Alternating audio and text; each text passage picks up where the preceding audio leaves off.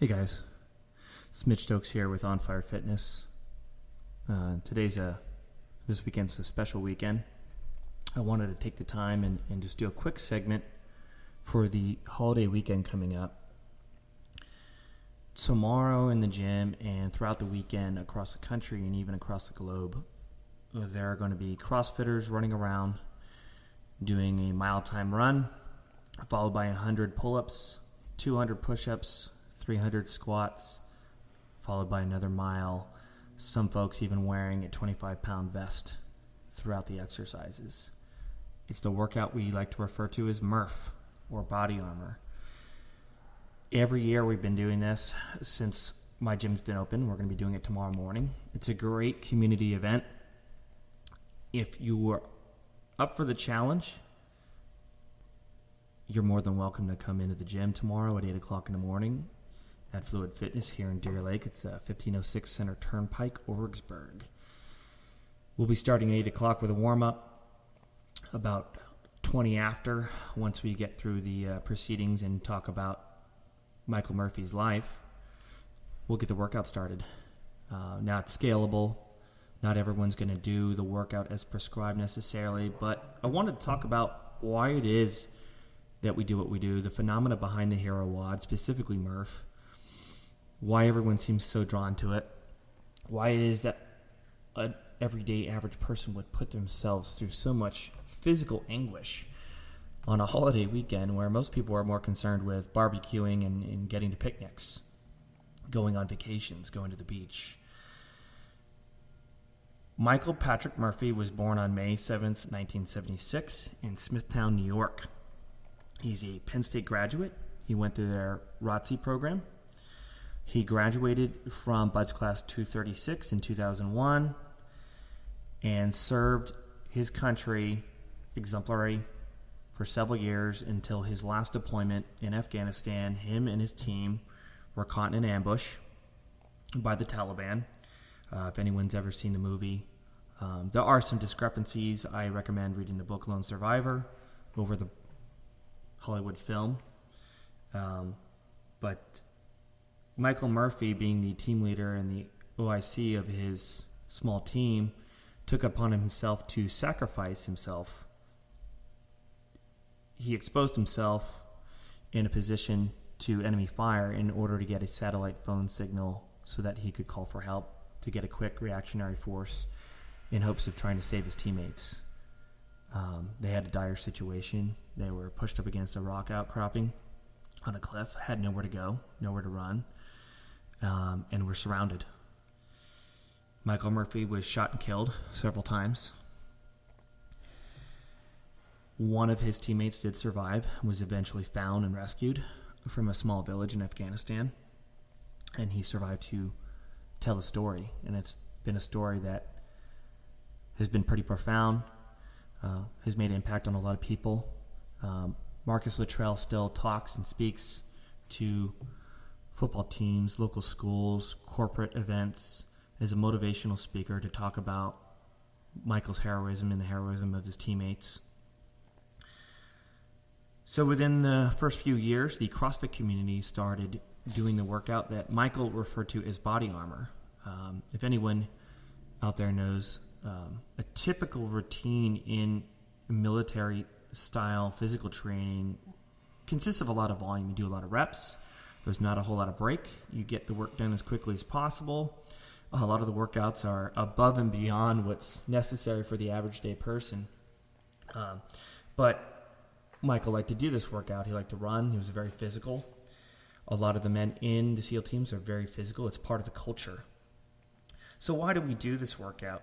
Well, one of the things that goes on in the morning hours when we get together each year, we like to talk about Michael Murphy. We talk about his sacrifice and use that as an example of how to live. We like to honor our heroes, and I think heroes are really important, especially in modern times. Having something to look up to, some kind of standard, a standard of character, a standard of giving, self-sacrifice is important in a day and age where we're very self-serving. Everyone's so busy and into their own agenda that it's good to be grounded and reminded and humbled by hearing a story like that often. It's important to remember that Memorial Day is for those that are fallen, not only for those that gave their lives in service to the country, but our family members. Every year, people go visit cemeteries throughout the country, visiting deceased family members, bringing flowers to the grave, being a caretaker for their headstone, making sure that everything's in good condition. We like to pay our respects. It's part of our human condition. We're very attached to those around us, and when they leave us, we're not quite ready to let go. And we like to remember the good things that they left behind. It's important to remember that the reason these sacrifices and these people are so important is because they're ordinary people. We like to refer to them as heroes. To me, a definition of a hero is someone that lives up to that high standard, but it's an ordinary person. They put their pants on one leg at a time. They have kids. They have wives, girlfriends, husbands, daughters, sons, cousins, brothers, sisters. They have something to lose. They are not an invincible entity when they're out there doing their job. They're at risk. They're risking everything because of the fact that they believe in a common value. They value their way of life. They value our way of life, and they're willing to do what's necessary. And it may be ugly, and maybe a lot of people don't agree with it, but I think we can all agree that being less self-serving and more about serving your community, serving others, some self-sacrifice is a good example to live by. My challenge for people doing the workout or not doing the workout this Memorial Day weekend, I want you to think about that example, that selfless act. It doesn't have to be as big as joining the military or joining the police force. It could be something very simple as helping someone that needs help, whether it's a veteran at home who's struggling with his adjustment to civilian life, to a family member who's in need of help. Maybe they lost their job. Maybe their wife left them recently. They're going through a divorce. Go check on them. Be selfless. I know that we're all busy and we have 10 other things pulling us in 100 different directions, but you can take the time out of your day, each day, for a selfless act. Do more than just doing a workout. The workout with the name attached is meaningless without some kind of action. Go out, visit a loved one at a local cemetery, clean the dirt and the grass off their grave, lay some flowers, say some nice words. Go help someone out that needs help. Go volunteer. Go coach some t-ball. Coach some little league. Go help out if you don't have children of your own and you have time to spare. Go help out youth. Volunteer at the Boys and Girls Club, the YMCA.